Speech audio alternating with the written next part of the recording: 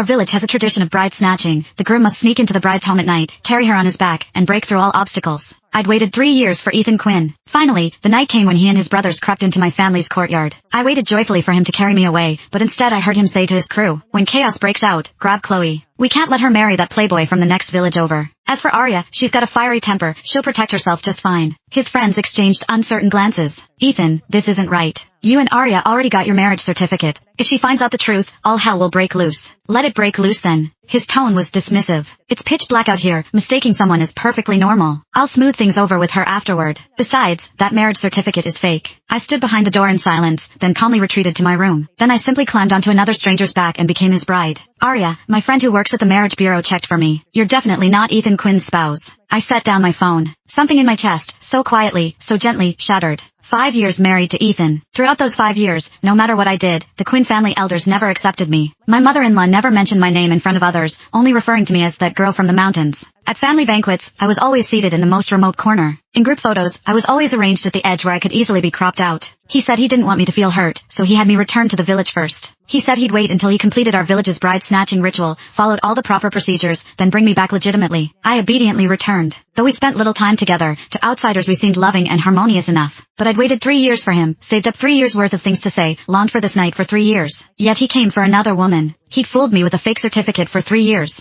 All just so I wouldn't discover, the person he truly wanted to capture was my stepsister, Chloe. I looked at the woman in the mirror, expressionless, neither joyful nor sorrowful. Soon, commotion erupted in the courtyard. The bride snatching had begun. People were shouting, "They're here, they're here." Someone laughed. Footsteps pounded past in chaos. Someone deliberately blocked the path. The firelight painted half the sky red. The excitement belonged to them. The excitement was for Chloe. The other group consisted of people from the neighboring village who'd come for the capture. They'd originally come to capture Chloe. According to tradition, if a girl was unwilling, she could hide away early and let them make a wasted trip. But Chloe didn't hide. She'd been waiting in her room all along, waiting to be carried away. And the person she was waiting for was my husband. The room I was in wasn't my usual one. It was Chloe's. That afternoon, my stepmother had called me over, held my hand, and spoke with rare gentleness. "Aria, tonight during the capture, you stay in Chloe's room. Your room is too quiet, the capture group won't find it easily. Those thugs coming for Chloe are troublemakers. You've always been tough since childhood, can take a beating. Not like Chloe with her delicate constitution, if she got hurt by accident, it would be terrible." I said nothing. I knew what she meant. According to village tradition, during bride snatchings, the groom's brothers would charge in first to seize the bride. The woman had to resist, struggle, fight desperately to prevent being carried away. This was called blocking the door. The harder you blocked, the fiercer you fought, the more precious the girl was considered. The harder the groom's side had to fight to carry her away. Those punches and shoves would land on you for real. My stepmother sighed, acting as though sharing her deepest thoughts. "Did you think that's all? My stepmother's scheme is far more than this. Climbing on that stranger's back was actually a plan I'd long laid out.